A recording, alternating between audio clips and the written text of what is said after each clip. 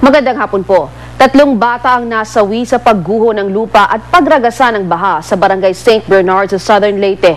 Nananatili naman sa evacuation center ang mga residenteng apektado ng malakas na pag-ulan. Matatanda ang sinalta na rin ng mudslide ng St. Bernard noong 2006 na ikinasawi ng humigit kumulang 200 katao. Mula sa Leyte, may flash report si Julius Segovia. Julius?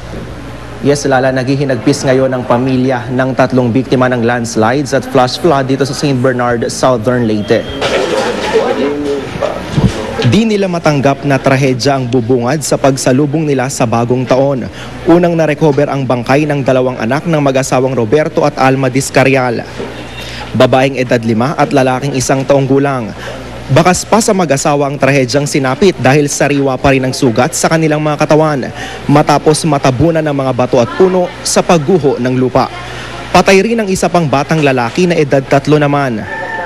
Nakaligtas din ang mga magulang ng batang biktima pero kasalukuyang nasa ospital. Nagtamo rin sila ng sugat sa iba't ibang bahagi ng katawan. Lala nasa evacuation center naman ang mga residente na pinalikas ng lokal na pamahalaan dahil sa panganib na dulot ng masamang panahon. 15 barangay sa bayan ng St. Bernard ang apektado. Mula pa kasi nitong Sabado, wala na raw tigil ang pag-uulan dito sa probinsya. Mula naman itong umaga, makulimlim ang panahon dito, Lala. Sa ngayon, pagkain, gamot, damit at kumot ang pangunahing pangangailangan ng mga residenteng lumikas. Yan muna ang balita mula rito. Balik sa iyo, Lala. Maraming salamat, Julius Segovia.